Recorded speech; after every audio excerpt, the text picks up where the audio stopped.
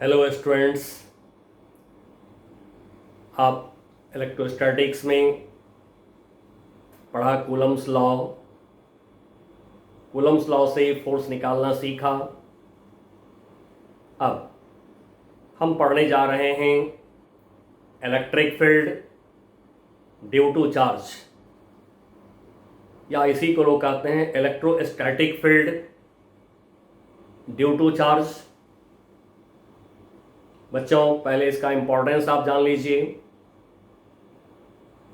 Electric field आपके पूरे physics के सभी चैप्टर्स में मिलेंगे,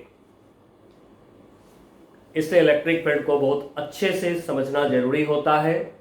जो बच्चे इलेक्ट्रिक फील्ड को बहुत अच्छे से समझ लिए हैं उनके लिए 12 का पूरा फिजिक्स आसान हो जाता है। इसलिए आप इलेक्ट्रिक फील्ड को सीखिए अच्छे से। अब क्या है इलेक्ट्रिक फील्ड? इलेक्ट्रिक फील्ड या इसी को लोग इलेक्ट्रोस्टैटिक फील्ड भी बोलते हैं। कि ये क्या है इलेक्ट्रिक फील्ड? अब इस पर गौर करते हैं। ये एक पॉइंट चार्ज हमने लिया, इसको लिखा Q। इस पॉइंट चार्ज के नजदीक r डिस्टेंस पर लिया एक और पॉइंट चार्ज। ये पॉइंट चार्ज जो है इसको मैंने लिखा Q0। अब ये जो पॉइंट चार्ज है ये बहुत छोटा है, इतना छोटा कि इसको आप कह सकते हैं 10⁻�0, या फिर इसको कहते हैं वैनिशिंगली स्मॉल चार्ज। वैनिशिंगली यानी बहुत छोटा चार्ज ये है। अब बहुत छोटे चार्ज को फिजिक्स में कहा जाता है टेस्ट चार्ज, और जिस चार्ज को आपने फिक्स कर दिया है इस चार्ज को हम कहते हैं सोर्स चार्ज। तो सोर्स चार्ज कौन हुआ? जिसको हमने फिक्स कर दिया। चलिए यहां मैं ओरिजिन सपोज कर रहा हूं। अब ये चार्ज यहीं पे रहेगा, ये अपनी जगह से नहीं हटेगा। Q0 पर कूलम्स लॉ से फोर्स का फॉर्मूला लिखते हैं। तो force on Q0 F equal to 1/4πε0। एक चार्ज हमारा Q, दूसरा चार्ज है Q0 अपॉन r²। अब फोर्स की डायरेक्शन ये लिया है हमने पॉजिटिव चार्ज। ऐसे भी बच्चों फिजिक्स में हमेशा पॉजिटिव लीजिए, खुद से लेना हो पॉजिटिव लीजिए, क्योंकि नेगेटिव का हमसे जवाब मांगते हैं। क्यों लिया आपने नेगेटिव? जवाब नहीं देने पर नेगेटिव का हमारा मार्क्स कटता है वहां पर। लिया हमने एक पॉजिटिव चार्ज, बहुत छोटा चार्ज जिसका नाम टेस्ट चार्ज, लेकिन थोड़ी सी टेस्ट चार्ज को और क्लियरली समझ लीजिए। ये जो सोर्स चार्ज है, फिक्स चार्ज है, इसके रेस्पेक्ट में इसको बहुत छोटा होना चाहिए। जैसे मान लीजिए ये चार्ज है आपका माइक्रो में, यानी कि माइक्रो कूलम में है ये चार्ज। तो इस चार्ज को आप पिको कूलम में ले लीजिए। तो इस तरह से इसके रेस्पेक्ट में ये बहुत छोटा होना चाहिए। अब क्यों, इसका भी जवाब जान लीजिए। इस टेस्ट चार्ज का पर्पस है, इसके वजह से, सोर्स चार्ज की वजह से कहां तक फोर्स लगता है, इसके वजह से कितने रीजन में फोर्स लगते हैं, कितने एरिया में, कितने वॉल्यूम में इसकी वजह से फोर्स लगते हैं, इसका ये जांच करेगा। तो इसका काम है जांच करना। एक रीजन जिसमें कि ये फोर्स लगा सकता है उसका ये जांच करेगा। इतना बड़ा हम ये चार्ज ना ले लें कि इसको ढकेल दे यहां से। यदि बड़ा फोर्स हुआ तो फिर ये टेस्ट चार्ज इसको रिपेल करके ढकेल देगा यहां से।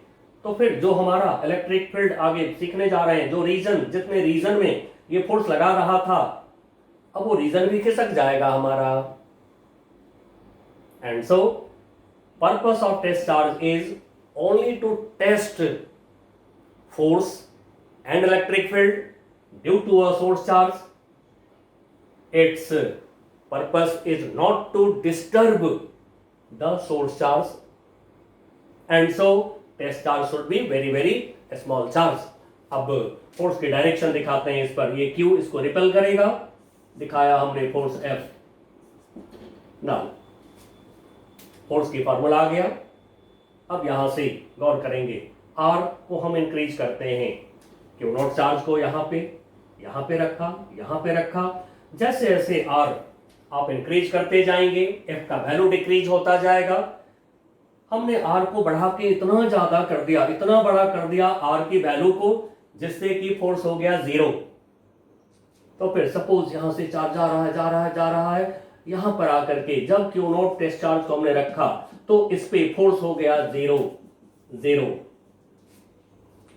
अब यदि कोई इतना बड़ा रेडियस ले ले और इसको सेंटर ले ले, एक 3D स्पेस ड्रॉ करे, यानी कि इसको सेंटर ले ले, इतना बड़ा रेडियस ले ले और एक स्फीयर ड्रॉ करे, स्फीयर सर्कल नहीं, स्फीयर ड्रॉ करे, तो उस स्फीयर के अंदर, ठीक है मैं दिखा रहा हूं अब यहां पर, ऐसे ही ये एक स्फीयर हमने ड्रॉ करा, सेंटर पे सोर्स चार्ज और इतने बड़े डिस्टेंस.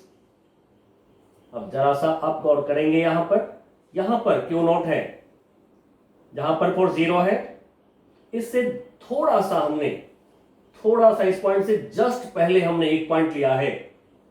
मींस यहां से डॉट टू डॉट जो डिस्टेंस है, इससे थोड़ा सा हमने छोटा लिया है डिस्टेंस और ड्रॉ किया है एक स्फीयर, या कहिए एक रीजन हमने ड्रॉ किया. इस रीजन में इस Q नॉट चार्ज को आप कहीं भी रखेंगे तो ये सोर्स चार्ज उस पर फोर्स लगा सकता है. लेकिन यदि इस रीजन से बाहर निकल गए आप कहीं, तो जो टेस्ट चार्ज है उस पर फोर्स हो जाएगा 0. अब जहां पे फोर्स 0 रखते हैं, यहां 0 F के जगह पर equal to 1/4 pi epsilon not Q not. अब देखिए यहां 0 होने के लिए, ये तो 0 नहीं है, ये तो कांस्टेंट है. Q नॉट 0 नहीं है, ये दोनों चार्ज की अपना एक वैल्यू है. तो फिर 0 होने के लिए definitely R should be infinity. अब इंफिनिटी का स्क्वायर भी होता है इंफिनिटी. तो बच्चों, जो ये रीजन हो गया, इस रीजन को जिसमें कि सोर्स चार्ज फोर्स लगा सकता है, इसको कहते हैं electric field of the source charge. And the region outside electric field, इसको कहते हैं इंफिनिटी. इंफिनिटी क्यों? यहां पर R की वैल्यू इंफिनिटी है, इसलिए इसको कहते हैं, जगह को इंफिनिटी का नाम दिया गया है, इंफिनिटी. ना ये हो गया हमारा, ये जो रीजन हो गया, this region is electric field of source charge Q. चलिए, हमने इलेक्ट्रिक फील्ड को पहचाना. अब इलेक्ट्रिक फील्ड में हमें निकालना है सबसे पहले स्ट्रेंथ ऑफ इलेक्ट्रिक फील्ड, जिसको कि शॉर्ट में इलेक्ट्रिक फील्ड बोलेंगे प्रॉब्लम में.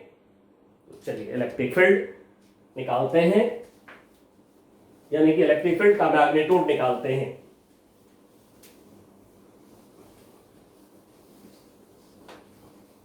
नाउ सबसे पहले हम लोग इलेक्ट्रिक फील्ड को डिफाइन करेंगे. डिफाइन करते हैं, electric field is a region, लिखिए मैं आगे बोलता हूं, is a region around a fixed charge, bracket में लिख लेंगे source charge in which a test charge bracket में लिख लेंगे vanishingly small charge can experience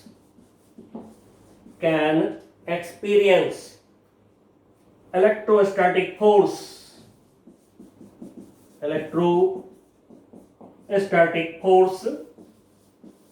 ऐसे सीधे भी फोर्स बोल सकते हैं, electrostatic force, electric force, only force बोल सकते हैं आप। Experience electrostatic force due to the source charge and the region outside electric field is called infinity। Bracket में लिख लीजिए R equal to infinity, F equal to 0। अब ये पहचान हो गया, इंफिनिटी में R 0 लेंगे। लेकिन बच्चों ये जो डेफिनेशन हम लोग लिखे हैं ये इंफॉर्मेशन है। एग्जाम में हमें इलेक्ट्रिक फील्ड की स्ट्रेंथ पूछा जाता है। अब स्ट्रेंथ ऑफ इलेक्ट्रिक फील्ड कौन डिफाइन करेंगे? स्ट्रेंथ ऑफ इलेक्ट्रिक फील्ड, और दूसरा नाम इसका electric field intensity. Electric field intensity E vector से, कैपिटल ई वेक्टर से पूरे 12 के फिजिक्स में हम लोग डिनोट करेंगे। और शॉर्ट में लोग इलेक्ट्रिक इंटेंसिटी भी बोलते हैं, शॉर्ट में लोग इलेक्ट्रिक फील्ड भी बोलते हैं। इसलिए इलेक्ट्रिक फील्ड जब आप एग्जाम में डिफाइन इलेक्ट्रिक फील्ड तो आप ई वेक्टर को डिफाइन करिएगा, ठीक है ना। रीजन वाला डेफिनेशन ये जानकारी के लिए था कि इलेक्ट्रिक फील्ड कितने जगह में होते हैं, इन्फिनिटी क्या होता है, ये एक जान पहचान थी हमारी। बट हमें डिफाइन करना होगा ई वेक्टर को। तो ई वेक्टर क्या है, चलिए इसको डिफाइन करते हैं। इलेक्ट्रिक फील्ड, अब मैं यहां पर ई वेक्टर लिख रहा हूं। इलेक्ट्रिक फील्ड यानी ई vector eight point in an electric field। अब इलेक्ट्रिक फील्ड इसका मतलब रीजन हो गया, जो रीजन है जिसमें कि आप इलेक्ट्रिक फील्ड का स्ट्रेंथ निकाल रहे हैं।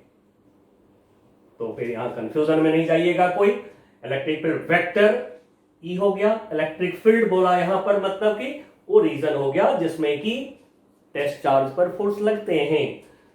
Electric field at a point in an electric field is the force. अभी इलेक्ट्रिक फील्ड जो है ई वेक्टर, ये फोर्स है। कौन सी फोर्स है? Experienced by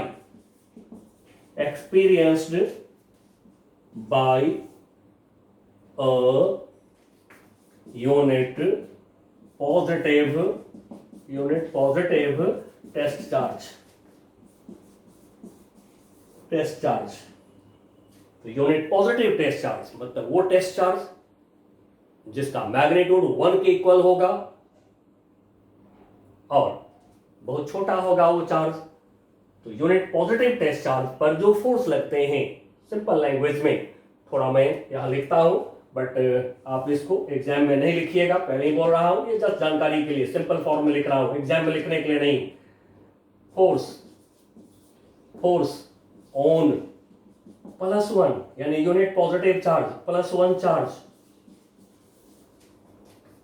eight a point is E vector at that point. अब देखिए इसको प्रॉब्लम पर हम लोग यूज करेंगे। जब कभी हमें जल्दी में प्रॉब्लम में इलेक्ट्रिक फील्ड चाहिए तो तुरंत वहां पर +1 चार्ज को रख देंगे। जो डेफिनेशन है, force experienced by a unit positive test charge. Unit positive test charge जो फोर्स महसूस करता है, यूनिट पॉजिटिव चार्ज जो फोर्स एक्सपीरियंस करते हैं, उसी का नाम है E vector, electric field vector. तो वही हमने लिख दिया है कि फोर्स ऑन +1 चार्ज यानी unit positive test charge at a point is E vector यानी electric field vector at that point. लेकिन फिर मैं रिपीट कर रहा हूं, ये लाइन आप एग्जाम में नहीं लिखेंगे, ये मैंने एक हिंट दिया है, एक टेक्निक दिया है आपको जल्दी से प्रॉब्लम करने के लिए, क्योंकि हर जगह पर मैं आपको हिंट देने वाला हूं जिससे कि आप बहुत जल्दी से किसी भी प्रॉब्लम को कर लें। क्योंकि हमारे बुक में उतने सारे कॉन्सेप्ट्स नहीं हैं जिससे कि फिजिक्स को कोई बच्चा आसान बना सकता है। तो ये हमारी टीचर्स की ड्यूटी होती है कि हम सब्जेक्ट मैटर को इजी कर दें, बच्चों के लिए बना दें। चलिए तब हम इलेक्ट्रिक फील्ड ई वेक्टर को निकालते हैं। तो इसके लिए सबसे पहले हम पॉइंट चार्ज को यूज करेंगे, उसके बाद हम यूज करेंगे continuous distribution of charge. Coulomb's law में मैंने ये नाम नहीं लिया था, जानबूझ कर नहीं लिया था, क्योंकि अब एक ही बात को 3 जगह पर यदि हम पढ़ते हैं तो उसमें समय की बर्बादी होती है। इसलिए कंटिन्यूअस चार्ज डिस्ट्रीब्यूशन हम इस चैप्टर में अभी इलेक्ट्रिक फील्ड में हम यूज करेंगे, कूलम्स लॉ के लिए भी और इलेक्ट्रिक फील्ड के लिए भी, फोर्स के लिए और फील्ड के लिए, दोनों के लिए यूज करेंगे। ठीक है, जैसे कि रॉड हो गया, रिंग हो गया, स्फेरिकल सेल हो गया, सॉलिड स्फीयर हो गया, एटसेट्रा, जो भी है बॉडीज पर चार्ज को कहते हैं कंटिन्यूअस डिस्ट्रीब्यूशन ऑफ चार्ज। तो बॉडी हम बाद में लेंगे, अभी हम पॉइंट चार्ज पे काम कर रहे हैं। अब ले रहे हैं एक, ये लिया हमने पॉइंट चार्ज Q। अब इस पॉइंट चार्ज Q के अराउंड एक अपने मन से एक छोटा सा ऐसे इलेक्ट्रिक फील्ड एज्यूम कर लेते हैं, मान लेते हैं कितना बड़ा इस पॉइंट चार्ज Q का इलेक्ट्रिक फील्ड है। अब इस इलेक्ट्रिक फील्ड में पॉइंट O हमने सपोज कर लिया पॉइंट चार्ज Q का जगह।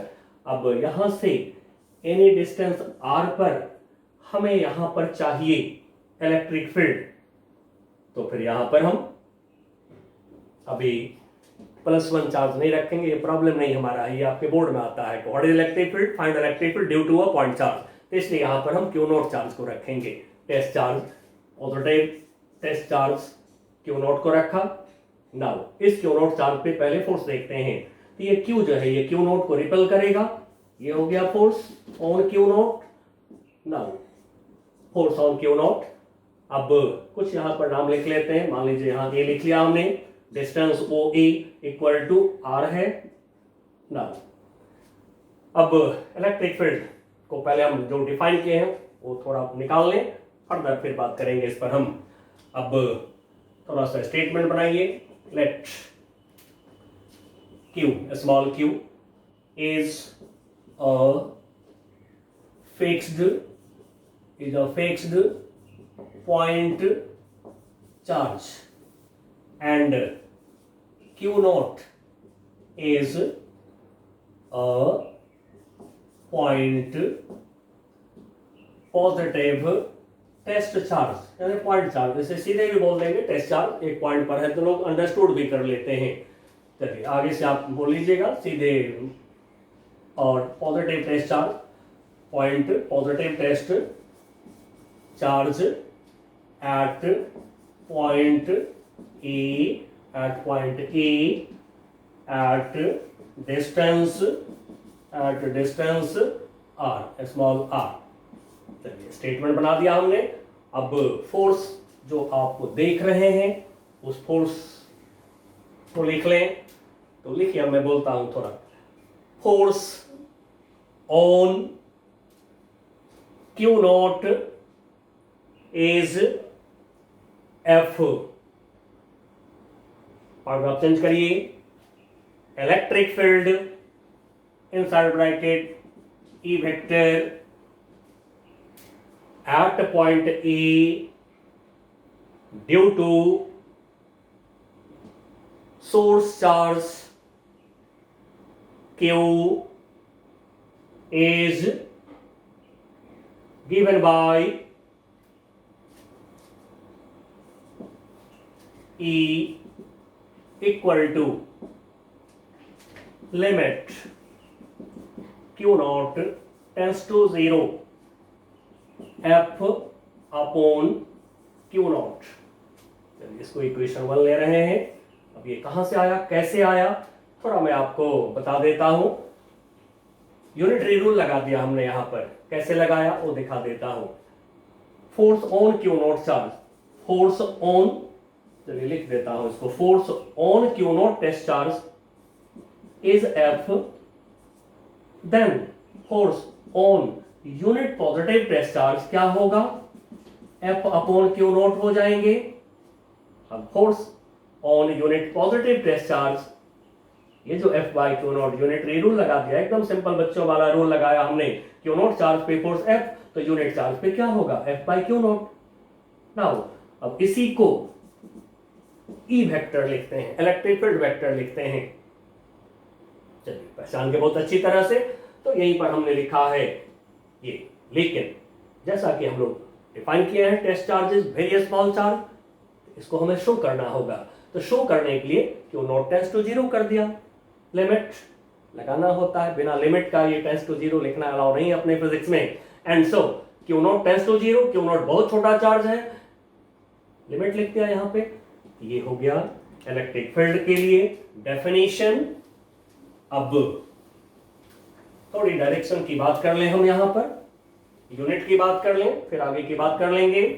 तो ये जो अभी इलेक्ट्रिक फील्ड है, इसमें फोर्स का यूनिट न्यूटन, चार्ज का कूलम, ऐसा यूनिट यूज करना है। तो फिर इसके यूनिट हो गया, लिखिए मैं बोलता हूं, इट्स यूनिट इज न्यूटन पर कूलम।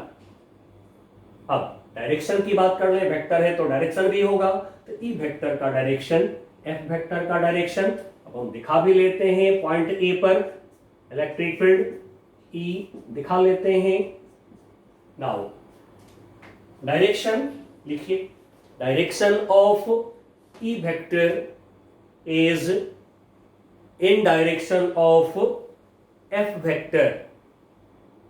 ई वेक्टर मतलब ई पर एरो, एफ वेक्टर मतलब एफ पर एरो। अब जब हम लोग वेक्टर बोलेंगे तो आपको उस पर एरो दे लिया करिएगा।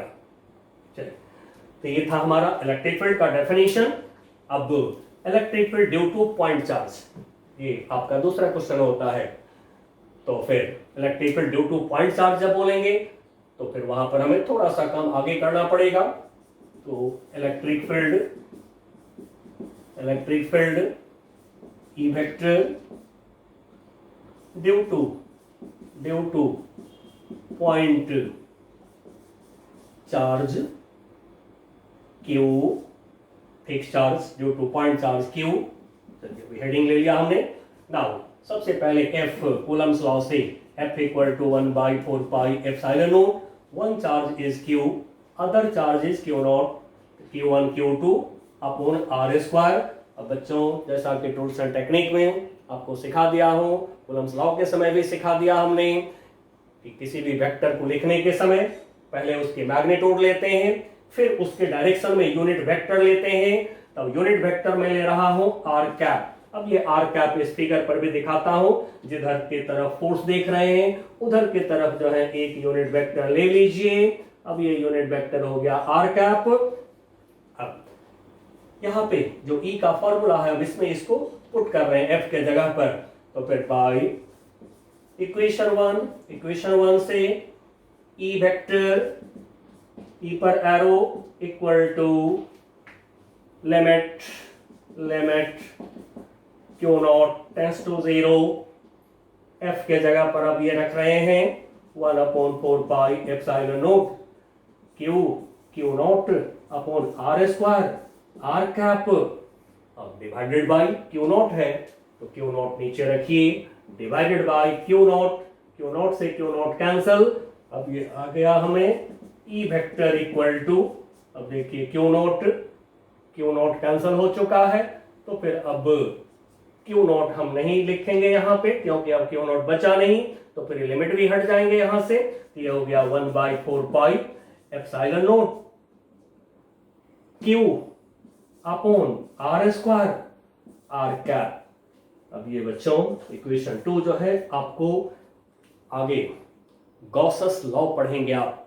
गॉसस लॉ में यही इक्वेशन हम लिखेंगे और आप इसको यूज करेंगे बहुत आसानी से। सारे टॉपिक्स जो हैं इंटर रिलेटेड हैं, आपस में जुड़े हुए हैं। जो लोग चेन में पढ़ते हैं उनको कभी फिजिक्स डिफिकल्ट नहीं लगता है। हाँ, जो टॉपिक छोड़ के थोड़ा सा जंप कर गए तो परेशान होते हैं, but physics is not difficult. अब हम लोग ई का मैग्नीट्यूड निकालते हैं। अब इसकी जरूरत खत्म हो गया, इसको हटाएं यहां से। अब ई का मैग्नीट्यूड, तो जैसा कि हम लोग जानते हैं किसी भी वेक्टर के मैग्नीट्यूड हम लोग या तो मॉडुलस लिखते हैं या फिर बिना एरो का लिखते हैं, दोनों तरीका से लिखते हैं। Now this is 1/4 pi epsilon not q upon r square, लिखा q upon r square. Now r cap की वैल्यू तो 1 होता है यूनिट वेक्टर का, तो into 1 तो दिखाएंगे नहीं, तो ये हो गया e का मैग्नीट्यूड। अब डायरेक्शन आप जो देख रहे हैं, ये डायरेक्शन बगल में लिख लेंगे। कैसे? तो जो देख रहे हैं वो लिखिए डायरेक्शन। अब यहाँ पर पॉइंट O है, यहाँ पर A है, तो अलोंग OA लिख सकते हैं, राइट वर्ड लिख सकते हैं, मतलब क्लियर डायरेक्शन लिखिए हमेशा, क्योंकि दो स्टेप में हमेशा वेक्टर का काम होगा आपका। मैग्नीट्यूड का अलग मार्क्स होता है, डायरेक्शन का अलग मार्क्स होता है बोर्ड में। एंड सो बोर्ड के लिए बिल्कुल राइटिंग क्लियर होना चाहिए। तो फिर यहां पर हम लिख दें अलोंग OA, यानी O से A के तरफ OA, और इस पर एरो दे दीजिए O से A के तरफ। अब ये है हमारा electric field due to a point charge. Formula आ गया अब आपको। अब देखिए यहीं पर मैं थोड़ी बात कर लूं। ये तो एक चार्ज से हमने निकाला इलेक्ट्रिक फील्ड, एक पॉइंट चार्ज से। सपोज आपके पास में दे दिया, आपको स्क्वायर दे दिया, उसके सारे कॉर्नर पे चार्ज दे दिया, 4 चार्जेस। हेक्सागोन दे दिया आपको, रेगुलर हेक्सागोन दे दिया, सभी कॉर्नर पे चार्ज को रख दिया और कहा कि निकालो सेंटर पे इलेक्ट्रिक फील्ड निकालो। स्क्वायर दे दिया, उसके सेंटर पे निकालो, इक्विलैटरल ट्रायंगल जो भी दे दिया, पॉइंट चार्ज का सिस्टम बना के दे दिया। तो जैसा कि पढ़े हम लोग इलेक्ट्रिक फील्ड यानी कि फोर्स के प्रॉब्लम को दो टाइप में हमने डिवाइड किया है टूल्स एंड टेक्निक में। ओनली 2 टाइप्स में, होल फिजिक्स में हमने फोर्स की प्रॉब्लम को डिवाइड कर दिया आपको। दो ही बात सोचने के लिए मैंने बोला है आपको। नंबर 1, चेक करिए कि मास प्रॉब्लम में इन्वॉल्व है, क्या मास प्रॉब्लम में है, क्या मास की जरूरत है प्रॉब्लम में, नहीं, तो फिर वहां पर ये फर्स्ट टाइप का प्रॉब्लम हो गया हमारा फोर्स का। वहां पर जैसा कि हमने आपको बताया है टूल्स एंड टेक्निक में, फोर्स को ड्रॉ करिए, उसको रिजॉल्व करिए अलोंग 2 एक्सिस, फिर उसका रिजल्टेंट निकालिए। फर्स्ट टाइप प्रॉब्लम बता दिया हूं, इसलिए कूलम्ब्स लॉ में भी मैं एक एग्जांपल के बाद नहीं लिया था, अब मैं लूंगा अभी। तो इसलिए जब कभी भी मोर देन 1 फोर्सेस दिखाई पड़े तो 3 स्टेप्स आप ले लीजिए। Resultant of n vectors by method of resolution, जो मैंने आपको टूल्स एंड टेक्निक में दे रखा है, उसको देख करके करिएगा प्रॉब्लम। नाउ अब थोड़ी सी अपने प्रोसेस को हम फास्ट करेंगे, इस काम को थोड़ा तेज करेंगे। तो इसके लिए अब मैं आपसे यहां पर एक बात जानना चाहूंगा जो आप मुझे बताएंगे। जैसे यहां पर एक चार्ज हमने Q को फिक्स करा, अब यहां पे पॉइंट लिया, ये O, यहां पर एक पॉइंट लिया हमने, इस पॉइंट पर हमने रखा यूनिट पॉजिटिव टेस्ट चार्ज को। अब डायरेक्ट रख रहे हैं, प्रॉब्लम की बात कर रहे हैं। यहां पर +1 चार्ज को रखा, तो इस पे फोर्स किधर लगेगा? दाईं तरफ लगेगा फोर्स, बट +1 चार्ज दिखाया नहीं जाता है, ये ध्यान रखिएगा। +1 चार्ज को आप बोर्ड एग्जाम में दिखाएंगे नहीं, मना है। मन में सोचिए, यहां +1 चार्ज रखा इस पॉइंट ए पर, ये Q इधर रिपेल कर देगा। अब आप जरा सोचिए, अभी अभी हम लोगों ने यही डायरेक्शन निकाला है, O से A के तरफ लिखा हुआ है ऑलरेडी अभी तक। तो ये इलेक्ट्रिक फील्ड निकालने का एक क्विक तरीका हो गया। अब मान लीजिए कि नेगेटिव चार्ज है, सोर्स चार्ज तो कुछ भी हो सकता है, लेकिन टेस्ट चार्ज आपको पॉजिटिव ही लेना है, ये ध्यान रहे। यूनिट पॉजिटिव चार्ज पे फोर्स का नाम इलेक्ट्रिक फील्ड है। नाउ लिया हमने सोर्स चार्ज -Q, फिक्स करा इसको पॉइंट O पर। अब ये पॉइंट ए पर रखा +1 चार्ज, इस +1 चार्ज को ये -Q क्या करेगा? अट्रैक्ट करेगा। अट्रैक्ट करा, यूनिट पॉजिटिव चार्ज पर फोर्स, यहाँ +1 चार्ज छिपा हुआ है, उस पे फोर्स, ये हो गया इलेक्ट्रिक फील्ड वेक्टर। मैग्नीट्यूड के लिए ये फॉर्मूला है, डिस्टेंस r आपको मालूम है, डालिए इसमें, चार्ज Q हो गया और डिस्टेंस पर इलेक्ट्रिक फील्ड, ये फॉर्मूला डालिए, E का वैल्यू निकलेगा, ये आपका Q चार्ज हो गया। r डिस्टेंस पर ये फॉर्मूला लिखिए। बट बच्चों, जैसा कि आपको मैंने बता रखा है टोल्स्टन टेक्निक के अंदर कि magnitude of force is not negative and so आप कभी भी ई निकालने के समय माइनस क्यू मत लीजिएगा, बिकॉज फोर्स की मैग्नीट्यूड, वेक्टर की मैग्नीट्यूड क्या है, मॉडुलस है, पॉजिटिव होता है। ये प्रिकॉशन की बात कर लिया। अब लेता हूं एक चार्ज क्यू पॉइंट ओ पर, यहां से आर डिस्टेंस पर, यहां पर एक मैं रख रहा हूं कैपिटल क्यू चार्ज को। अब इस capital Q charge, positive charge पे फोर्स आप बता सकते हैं, ये क्यू रिपल करेगा इसको, ये फिक्स है, ठीक है, हमेशा मान के ओ पर जो मैं रखूंगा उसको मान के चलिएगा कि ये फिक्स है। ये क्यू इसको रिपल करेगा, उधर कर दिया रिपल फोर्स। अब आप जरा गौर से देखिए एक बात को, पॉइंट ए पर, यहां पॉइंट ए लिख रहा हूं, पॉइंट ए पर इलेक्ट्रिक फील्ड जिधर, फोर्स उधर, क्लियर है। अब लेता हूं फिर मैं यहां पर ओ क्यू चार्ज को फिक्स करा। अब यहां पर ले रहा हूं माइनस क्यू चार्ज। अब आप बच्चों बताइए, ये जो माइनस क्यू चार्ज लिया इस पर फोर्स किधर होगा? अब आपने पढ़ा है अनलाइक चार्ज में क्या होता है, ट्रैक्शन। इस माइनस क्यू को ये अपनी तरफ अट्रैक्ट करेगा, ये अट्रैक्ट करेगा अपनी तरफ। ये देखिए फोर्स की डायरेक्शन किधर हो गया, गौर कर लीजिए जरा। तो नेगेटिव चार्ज लेने पर पॉइंट ए पर यदि नेगेटिव चार्ज को रख दिया जाए, नेगेटिव चार्ज को रख दिया जाए तो फिर उस पर फोर्स इलेक्ट्रिक फील्ड के अपोजिट डायरेक्शन में हो जाएंगे। मीन्स पॉजिटिव चार्ज पे फोर्स ई के डायरेक्शन में होता है, नेगेटिव चार्ज पे फोर्स इलेक्ट्रिक फील्ड के अपोजिट डायरेक्शन में होता है। इसको आप अच्छी तरह से बढ़िया से आप इसको लिख लीजिए, वेरी वेरी इंपॉर्टेंट। और बच्चों ये वो टॉपिक है जो मैं अभी आपको सिखा रहा हूं, जिस पर 80% फिजिक्स है आपका 12th क्लास का। जिसको इलेक्ट्रिक फील्ड क्लियर है वो मैग्नेटिज्म कर देगा, वो मैग्नेटिज्म कर लेगा, इलेक्ट्रिसिटी हो गया, मैग्नेटिज्म हो गया, इसी पर तो सारा काम है पूरे 12th क्लास के अंदर। इसी को, जिनको कॉन्सेप्ट क्लियर है इस पर, सेमीकंडक्टर डिवाइसेस बच्चों की तरह पढ़ लेते हैं। क्लास 10 की इक्वेशन को यूज करके जो करंट में है उसको यूज करके बच्चे जो हैं पढ़ लेते हैं सेमीकंडक्टर डिवाइसेस, ठीक है, डायोड और ट्रांजिस्टर। बट मेजर टॉपिक यहीं पर है, तो इसलिए इसको आप अच्छी तरह से लिखिए। मैं बोल रहा हूं force on positive charge is in direction of electric field and direction of force on negative charge is in opposite direction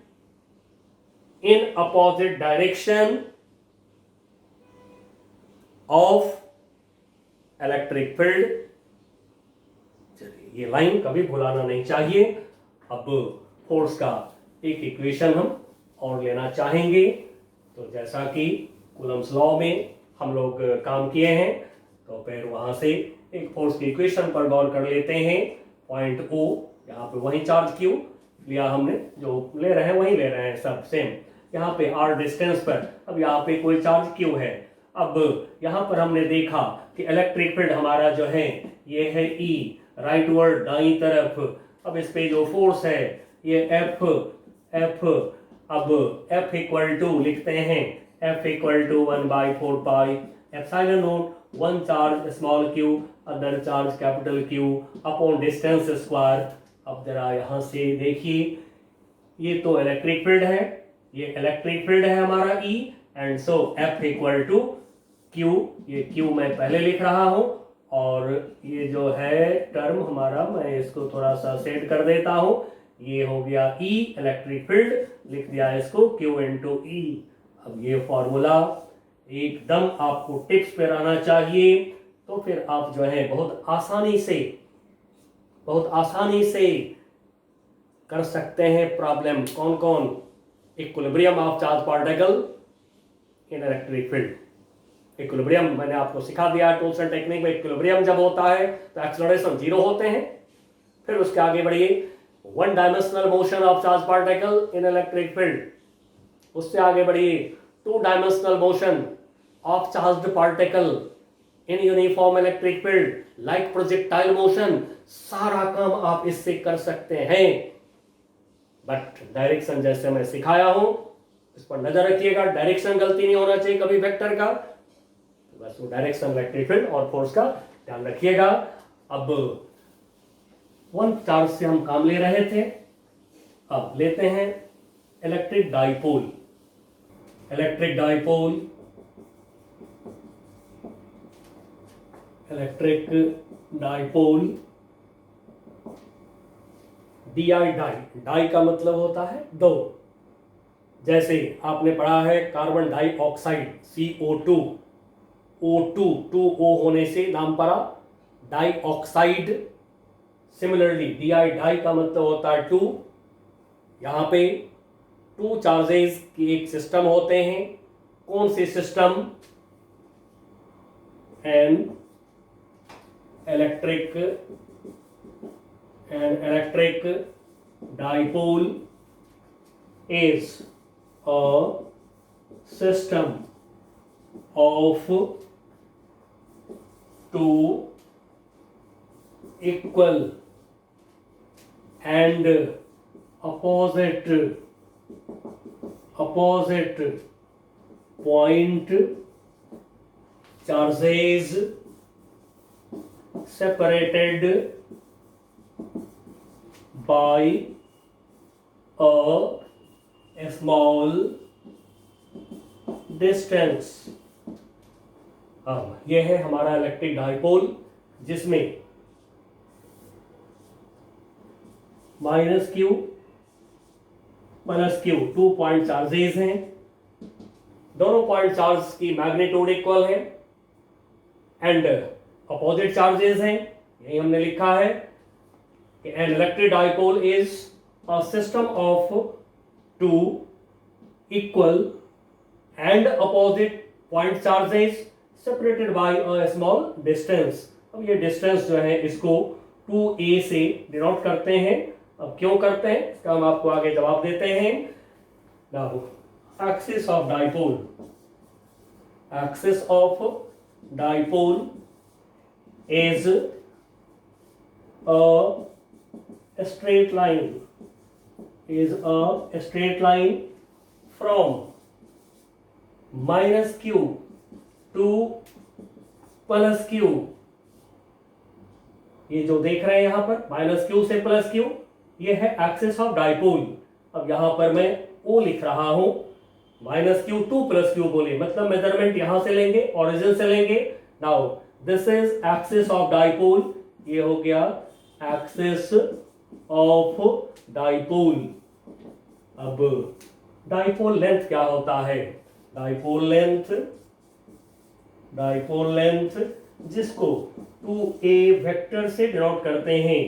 अब ये 2a क्यों लिया गया इसका जवाब जान लीजिए।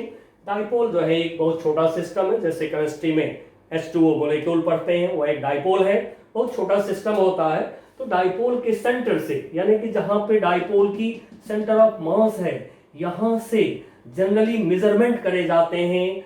अब ये हाफ डिस्टेंस a, ये हाफ डिस्टेंस a होगा, फ्रैक्शन नहीं होगा, तो कैलकुलेशन आसान होते हैं। अब डाइपोल लेंथ 2a क्या है मैं बोलता हूं और आप लिखिए। It is the shortest distance from -q to +q in an electric dipole। अब इसको फिगर से हम ऐसे दिखा सकते हैं, -q +q shortest distance -q to +q, ये हो गया 2a वेक्टर जिसको डाइपोल लेंथ बोलते हैं। अब डाइपोल की बहुत इंपॉर्टेंट प्रॉपर्टी होता है डाइपोल मोमेंट। डाइपोल मोमेंट को डाइपोल की फंडामेंटल प्रॉपर्टी माना गया है। जब भी डाइपोल होगा डाइपोल मोमेंट होगा ही होगा, और यदि कभी किसी प्रॉब्लम में डाइपोल मोमेंट बोल दिया गया तो हम समझ जाएंगे यहां पर कोई डाइपोल है। तो फिर क्या है डाइपोल मोमेंट? डाइपोल मोमेंट अब अपने पूरे 12th क्लास में इसको पी वेक्टर से डिनोट किया गया है। चलिए मैं इसको बोलता हूं और आप लिखिए। Dipole moment of N electric dipole is product of magnitude of one charge and the dipole length। अगर आप चेंज करेंगे that is p vector, this is equal to magnitude of one charge of dipole, दोनों में से कोई एक charge का magnitude, अब इनटू 2a डाइपोल लेंथ, ये है डाइपोल मोमेंट वेक्टर। डायरेक्शन अब आप इसका देख सकते हैं, जिधर होगा 2a वेक्टर उधर होंगे p vector, and so figure पे हम लोग ऐसे दिखा लेंगे। ये हो गया p vector dipole moment vector minus q towards plus q। Now इसको स्केलर फॉर्म में लिखते हैं। स्केलर फॉर्म में इसको लिखेंगे हम P magnitude of P equal to Q into 2a। अब डाइपोल की वजह से जितना भी काम करेंगे सब में ये आपको लाना है, P पर काम हमारा फाइनल होगा। अब इसके unit, it's unit is Q का unit coulomb, 2a length metre. अब यहाँ पे राइटिंग की एक सावधानी है, कूलम मीटर कोई तभी पढ़ेगा जब C का साइज बड़ा होगा, M का साइज छोटा होगा। तो ये है बच्चों हमारा इलेक्ट्रिक डाइपोल। अब एक स्पेशल टाइप का डाइपोल होता है जो बहुत बहुत इंपॉर्टेंट होते हैं, कंपटीशंस में आते रहते हैं। वो क्या है? तो वो है point dipole. Point dipole. Now point dipole में इफ 2a जो डाइपोल लेंथ है टेंस टू 0, यदि ये 2a लेंथ टेंस टू 0 हो गया, q टेंस टू इंफिनिटी हो जाएंगे। कैसे? तो जरा मैं साइड में लिख देता हूं। Dipole moment p equal to q into 2a। अब जैसे 2a हम लेंगे टेंस टू 0, तो q equal to p upon 2a, 0 से डिवाइड करते हैं तो क्या होता है? इंफिनिटी। तो q tends to infinity such that the product p equal to q into 2a has a finite value, then the dipole is called point dipole। अब इसमें जो कंडीशन है उस पर ध्यान रखिएगा, कॉम्पिटिशन्स में बहुत आए हैं ये। 2a dipole length tends to 0, q tends to infinity, ये जान गए। अब इस तरह से एक डाइपोल में यदि ये प्रोडक्ट आपका q into 2a equal to p यदि फाइनाइट होता है, मेजरेबल होता है, has a finite value, then the dipole is called point dipole. अब एक बात यहां पर हम आपको बताना चाहेंगे, शॉर्ट डाइपोल, आइडियल डाइपोल। इन शॉर्ट और आइडियल डाइपोल यानी इलेक्ट्रिक डाइपोल, बार बार हम लोग इलेक्ट्रिक वर्ड नहीं लिख रहे हैं। तो इन शॉर्ट और ideal electric dipole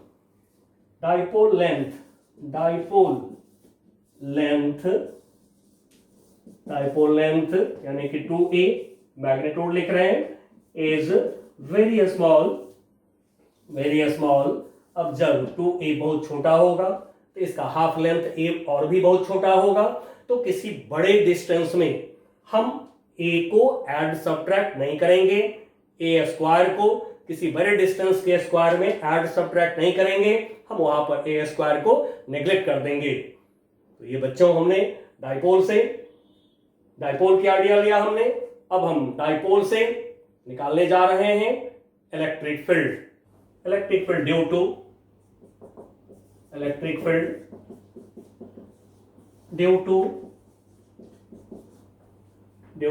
N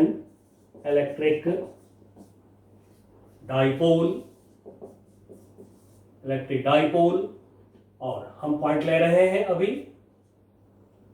eight a point on axial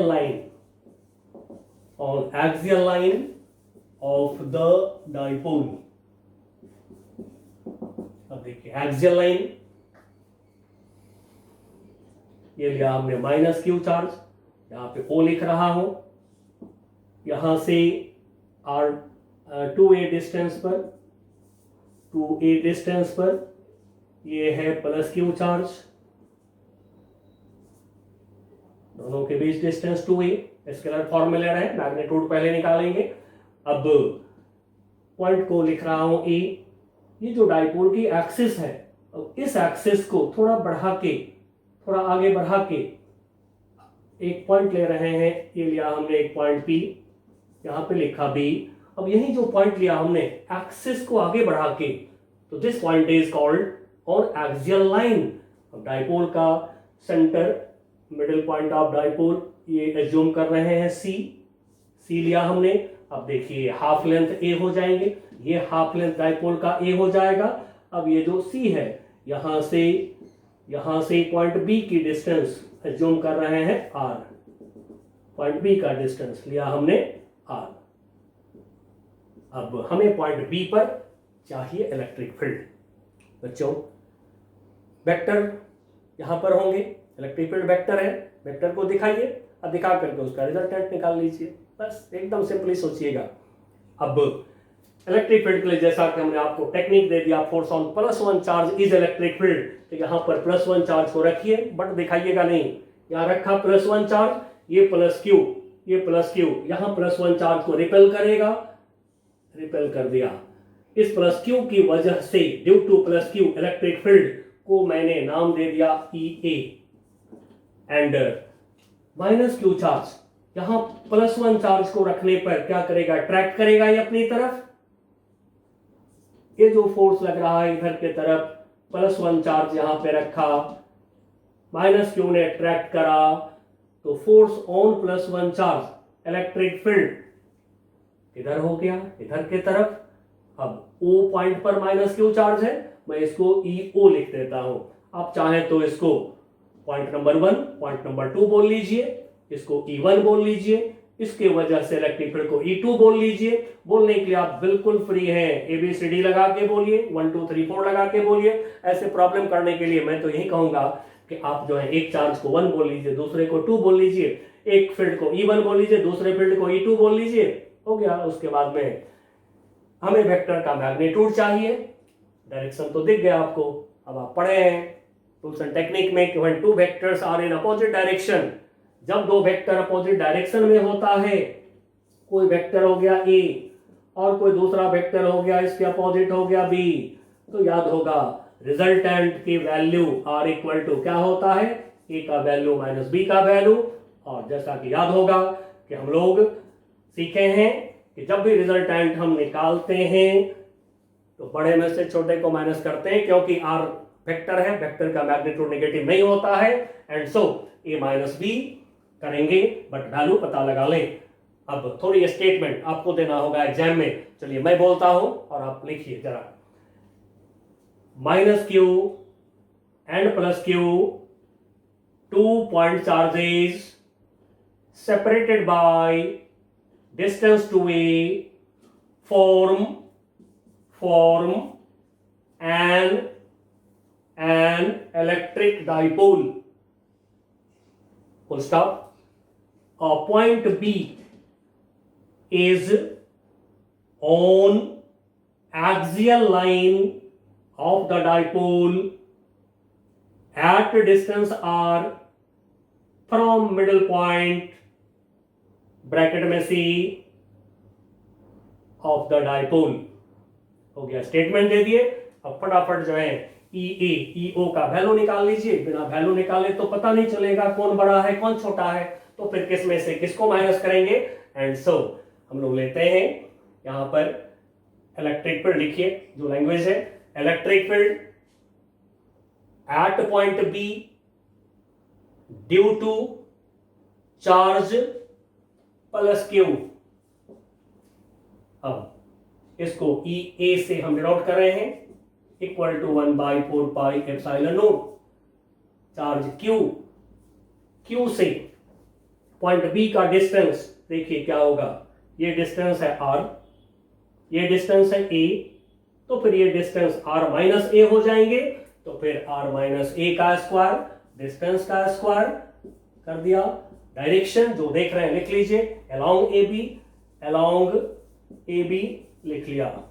now फिर अब माइनस क्यू की वजह से लिखिए electric field at point B due to charge minus Q, this is E O equal to 1/4 pi epsilon naught charge Q upon, अब minus Q से point B का distance यहां से यहां r, फिर यहां से यहां तक a, ये हो गया r प्लस ए की होल स्क्वायर। डायरेक्शन किधर, तो डायरेक्शन आप देख रहे हैं इधर की तरफ, कोई बी ए बोल दे, बी सी बोल दे, बी ओ बोल दे, सब चलेगा। चलिए मैं लिखता हूं अलाउंग बी ओ, बी से ओ के तरफ, इस तरह से दोनों निकल गए। अब क्लियरली देख रहे हैं यहां पर ई ए बड़ा है ई ओ से, E A greater than E O, and so resultant लिखिए, resultant electric field inside bracket E vector at point B due to the dipole. अब E इक्वल टू ई का मैग्नीट्यूड, तो बड़े में से छोटे, बड़ा कैसे हुआ एक बार चेक कर देता हूं।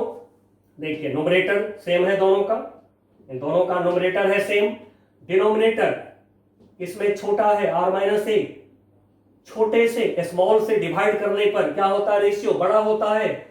अब ये बड़ा है डिनोमिनेटर, बड़ा से डिवाइड करिएगा तो रेशियो क्या होगा, छोटा होगा। And so E A minus E ओ, और डायरेक्शन बड़े वेक्टर का होता है, तो ई ए का डायरेक्शन क्या है, ए बी, तो आप बोल सकते हैं अलोंग ए बी। और बच्चों इसका दूसरा भी लैंग्वेज याद रखिएगा, दूसरा लैंग्वेज इसका होता है इनसाइड ब्रैकेट अलोंग के जगह पर पैरेलल, पैरेलल कर दीजिए, parallel, parallel to the dipole axis. ये दूसरा लैंग्वेज में क्या लिखा है जरा पहचान लीजिए। डाइपोल एक्सिस है आपका ओ से ए के तरफ, जो डायरेक्शन ए बी है, ए बी डायरेक्शन उधर के तरफ, दोनों का डायरेक्शन सेम हो गया, तो सेम डायरेक्शन को पैरेलल भी कहा जाता है।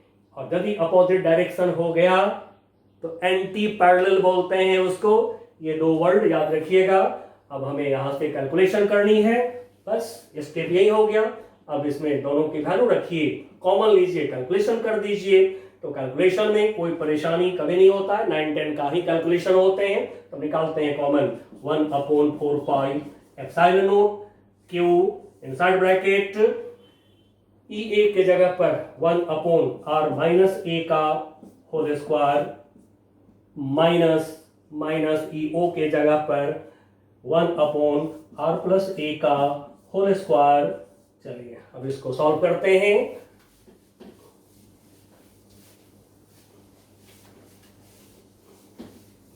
तो सॉल्व करने के लिए now 1/4 pi epsilon naught Q, अब एलसीएम ले रहे हैं नीचे, r माइनस ए की whole square into r plus A की होल स्क्वायर। नाउ न्यूमरेटर में r प्लस ए की whole square minus r minus A की whole square. Now this equal to 1/4 pi epsilon naught Q. अब आप इसको expand कर दीजिए और एक्सपेंड करके इसको सॉल्व कर दीजिए। Now a minus B into A plus B का फॉर्म है, तो A square minus B square, जैसा कि आप लर्न किए होंगे formula, a minus B A plus B यदि मल्टीप्लाई करते हैं तो A square minus B square, तो फिर एक साथ पहले इसको मल्टीप्लाई कर लें, R square minus A square, दोनों पे ए होल स्क्वायर है तो फिर होल स्क्वायर। अब इसको एक्सपेंड करिए, R square plus A square plus 2RA। अब इसको एक्सपेंड करेंगे और माइनस डालते जाइए सब में, तो फिर ये हो गया minus R square minus A square.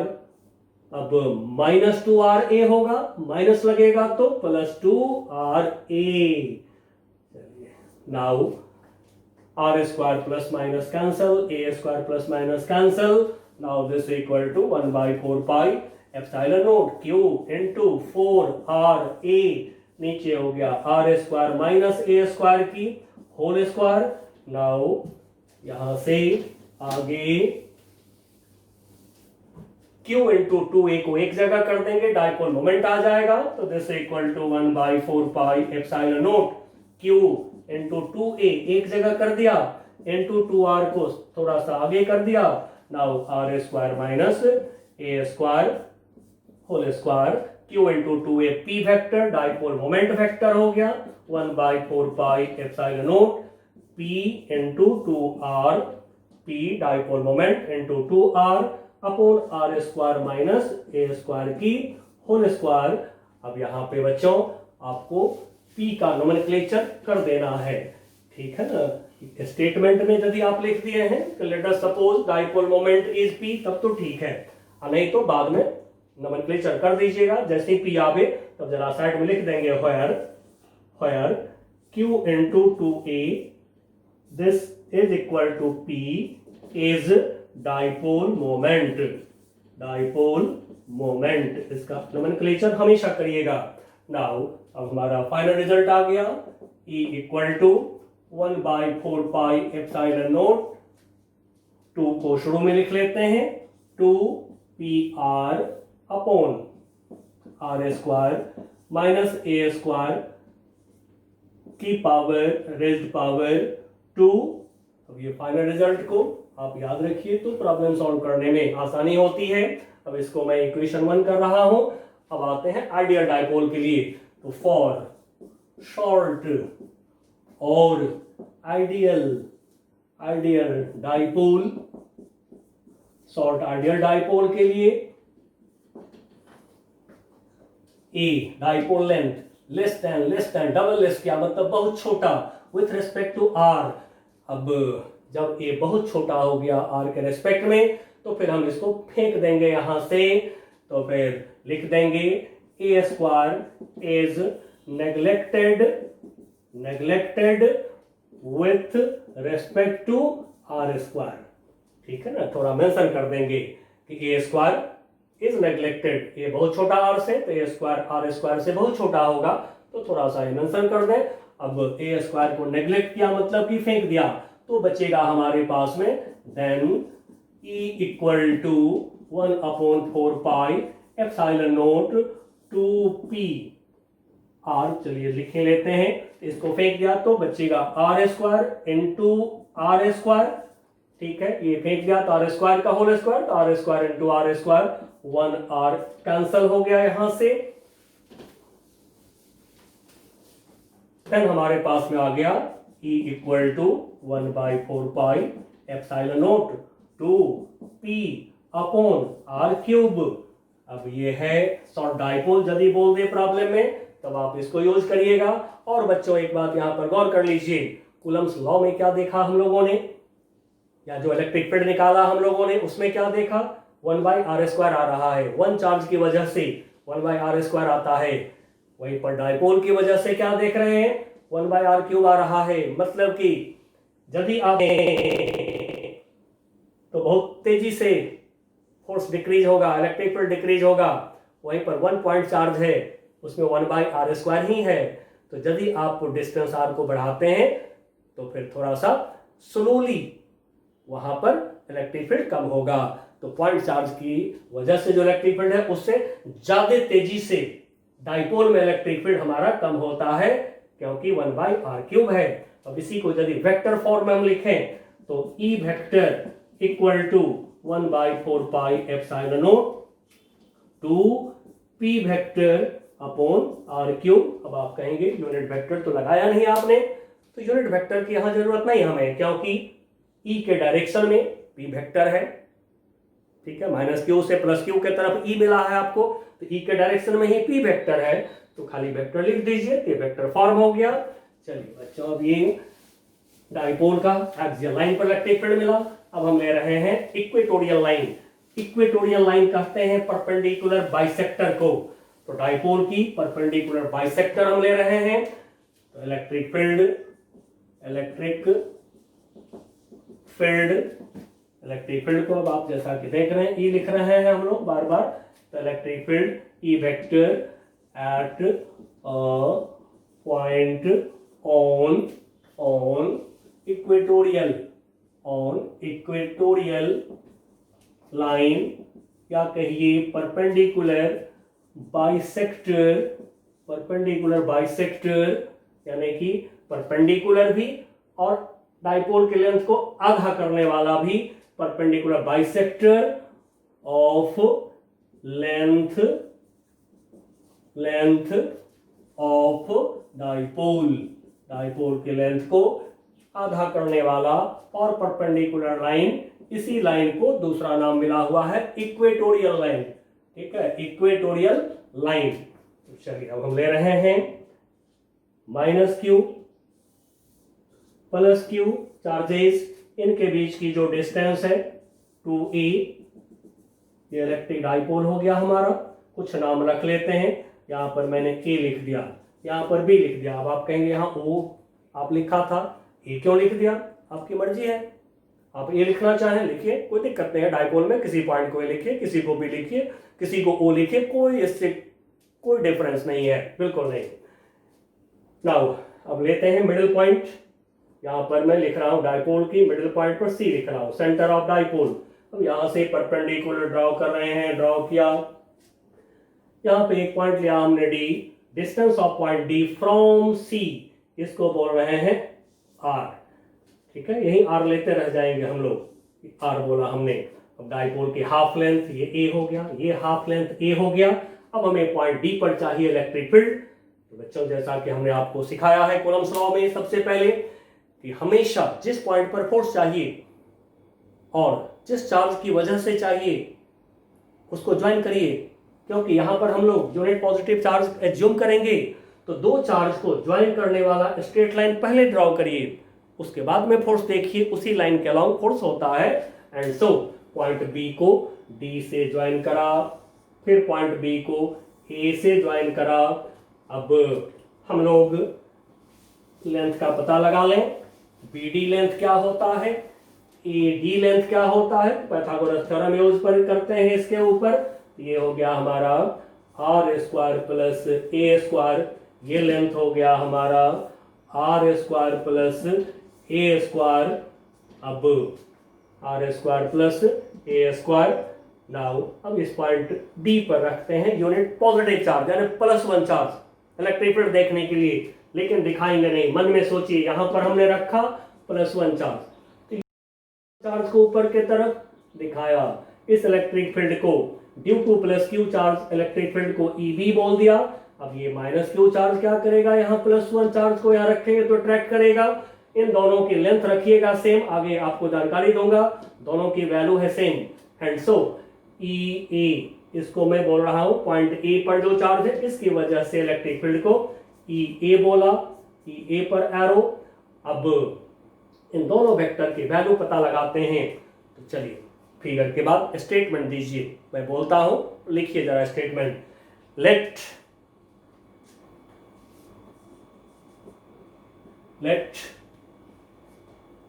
Minus Q and plus Q charges, point charges, minus Q and plus Q point charges separated by distance to a form an electric dipole, full stop. A point D is at distance r on equatorial line of electric dipole from the center of dipole, full stop। अब इन दोनों का हम पता लगाते हैं यहां से। Distance तो फिगर पर दिखा दिए हैं, तो लिखिए जरा फॉर्मूला चेंज करके। Electric field inside bracket EB at point D due to charge plus Q, EB magnitude 1/4 pi epsilon naught charge Q upon distance की स्क्वायर। अब ये जो EB है, B से D डिस्टेंस पर इलेक्ट्रिक फील्ड, तो फिर डिस्टेंस का स्क्वायर करेंगे, रूट हट जाएंगे, R square plus A square. Direction along BD बोल सकते हैं, या यहां भी कोई पॉइंट का नाम देकर ऐसे भी बोल सकते हैं, अलोंग BD। नेक्स्ट अब इस इलेक्ट्रिक फील्ड को बोलेंगे, तो लिखिए electric field inside bracket EA at point D due to charge minus Q।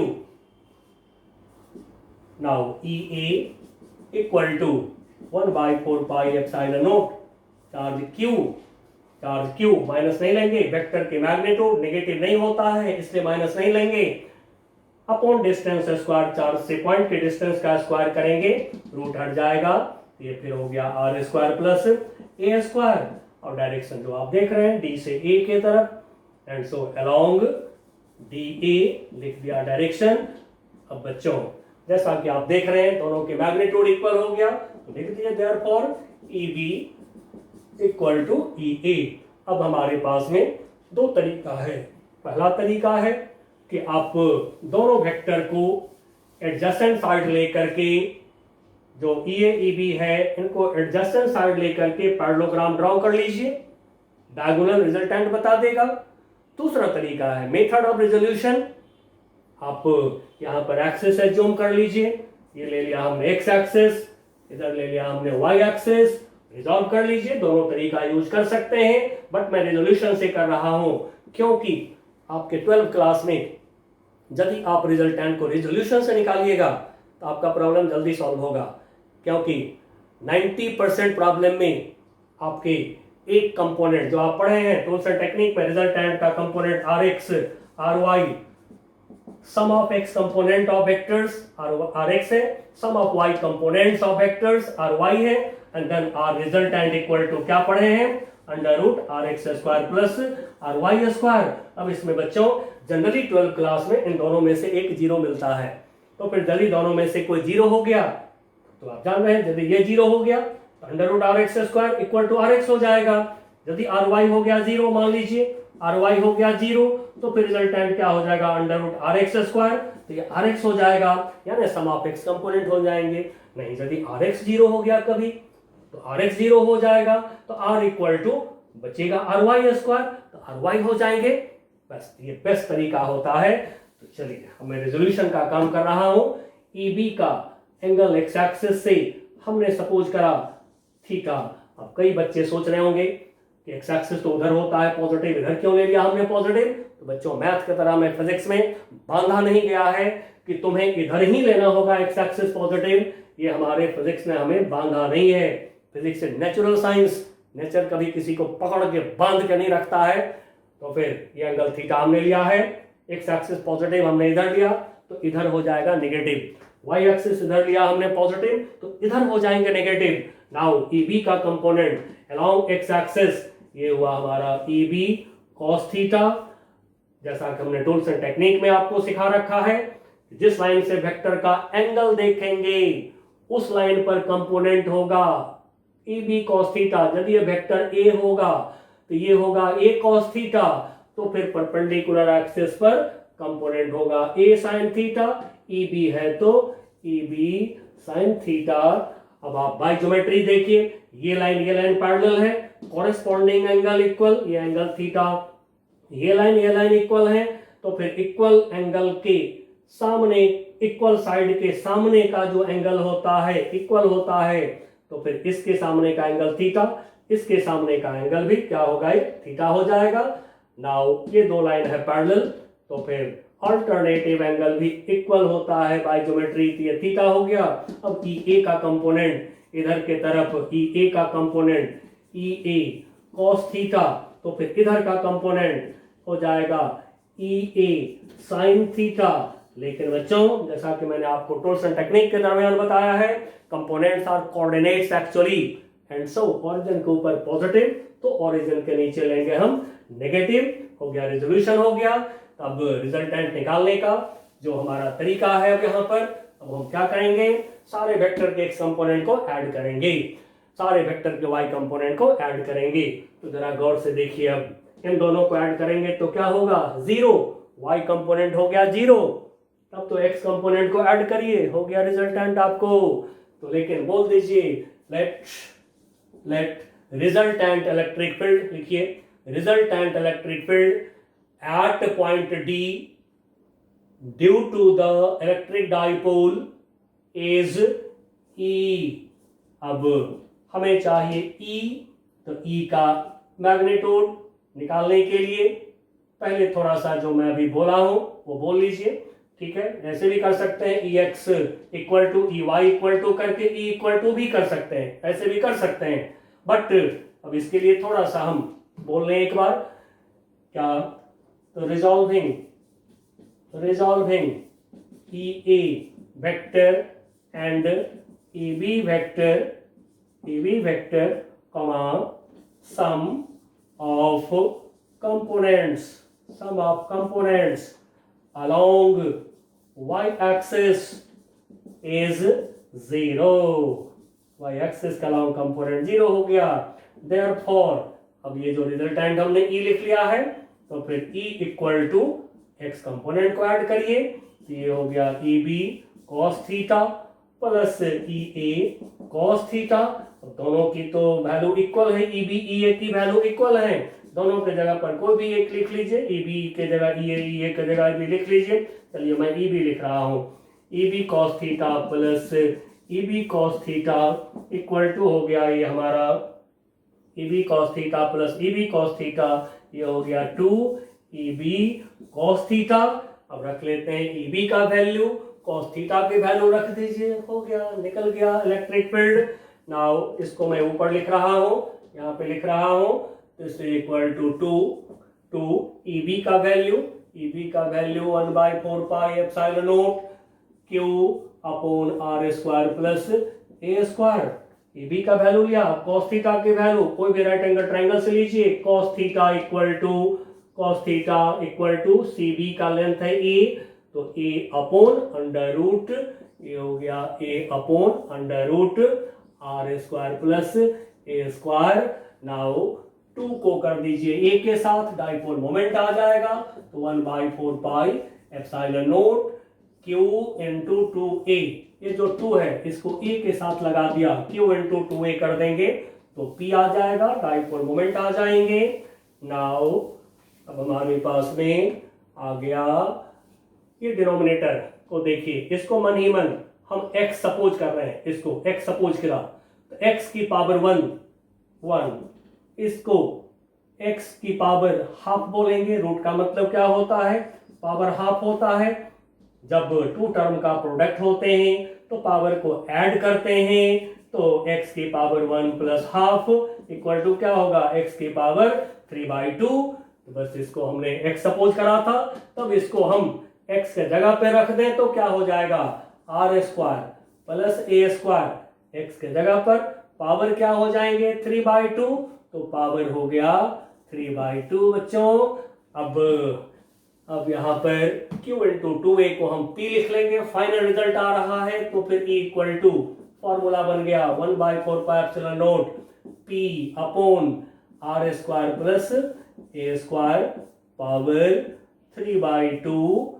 और अब यहां से एक बात जरा गौर कर लीजिए, वो क्या है, वो ये है कि आपने इसको ऐड किया है रिजल्टेंट के लिए, एंड सो रिजल्टेंट की डायरेक्शन हो गया डाइपोल मोमेंट होता है किधर से किधर, माइनस क्यू से प्लस क्यू, उसके अपोजिट हो गया आपका इलेक्ट्रिक फील्ड। अब डाइपोल एक्सिस होता है किधर, माइनस क्यू से प्लस क्यू, उसके अपोजिट हो गया ये इलेक्ट्रिक फील्ड। तो फिर आप यहां पर डायरेक्शन को जो फिगर में देख रहे हैं वो लिख सकते हैं along dx, और इसी को मैं जरा इसके बाद ब्रैकेट के अंदर ये कर रहा हूं anti parallel to dipole axis लिख लिया। डाइपोल एक्सेस है माइनस क्यू से प्लस क्यू, उसके उल्टी डायरेक्शन में है तो नाम पड़ा anti parallel to dipole axis. अब शॉर्ट डाइपोल की बात कर लेंगे हम। यदि डाइपोल शॉर्ट होता है, आइडियल होते हैं, तो फॉर शॉर्ट डाइपोल के लिए, और शॉर्ट डाइपोल को आइडियल डाइपोल, जैसा कि हम लोग बोल लिए आइडियल डाइपोल, इसके लिए हम लोग आर के रेस्पेक्ट में ए को नेग्लेक्ट करेंगे। तो फिर यहाँ पर E इक्वल टू, अब ए को या थोड़ा सा चलिए मेंशन कर दीजिए, ए लेस देन आर। अब जैसा कि जान गए हैं ये बहुत छोटा होगा तो इसको फेंक देंगे, जैसा कि इससे पहले किए हैं। ये लिख करके आप सीधे नेग्लेक्ट कर दीजिए, ए स्क्वायर को फेंक दीजिए, तो बचेगा 1/4 पाई एप्सिलॉन नोट, ऊपर बच गया पी, नीचे आर स्क्वायर की पावर होंगे कितना 3/2, आर स्क्वायर की पावर 3/2। चलिए अब यहां से हम लोग पावर मल्टीप्लाई करेंगे, 2 से 2 कैंसल, तो फिर हमारे पास आ गया E equal to 1/4 pi epsilon naught P upon R cube. ये हो गया शॉर्ट डाइपोल की वजह से। प्रॉब्लम को पढ़िएगा, शॉर्ट डाइपोल लिखा हो तो इसको यूज करिएगा। नाउ डायरेक्शन तो लिख चुके हैं, अब इसको वेक्टर फॉर्म में लिखते हैं। E वेक्टर यदि मांगता है तो 1/4 pi epsilon naught P vector upon R cube. लेकिन बच्चों अब यहां पर गौर कर लीजिए, E का डायरेक्शन तो ये है, जबकि P का डायरेक्शन, डाइपोल मोमेंट का डायरेक्शन तो होता है माइनस क्यू से प्लस क्यू। तो ये है डाइपोल मोमेंट P का डायरेक्शन, और ये है E का डायरेक्शन अपोजिट हो गया है, तो ये अपोजिट वेक्टर हो गए हैं। ये वेक्टर अपोजिट वेक्टर हो गया, एंड सो यहां पर माइनस साइन दे देंगे। माइनस साइन क्यों दिया इसका जवाब देंगे। तो पहले तो बोल दीजिए where P is dipole moment, nomenclature जरूर कर देंगे P का एक बार। डाइपोल मोमेंट ब्रैकेट में लिख देते हैं P equal to Q into 2A, clear कर दीजिएगा। और नेगेटिव साइन का जवाब दे दीजिए। नेगेटिव क्यों, negative sign in P vector is due to its direction opposite to E vector. चलिए बच्चों, हमने डाइपोल के बारे में पढ़ा इस समय, डाइपोल की वजह से इलेक्ट्रिक फील्ड निकाले। अब हमारा जो अगला टारगेट होगा, जो बहुत बहुत इंपॉर्टेंट होगा, वो ये होगा कि अब हम इलेक्ट्रिक फील्ड में चार्ज पार्टिकल को डालेंगे, इलेक्ट्रिक डाइपोल को डालेंगे, फिर हम वहां पर पढ़ेंगे 1D motion, projectile motion, 2D motion पढ़ेंगे, ठीक है। डाइपोल पे टॉर्क पढ़ेंगे, रोटेशनल मोशन आएगा।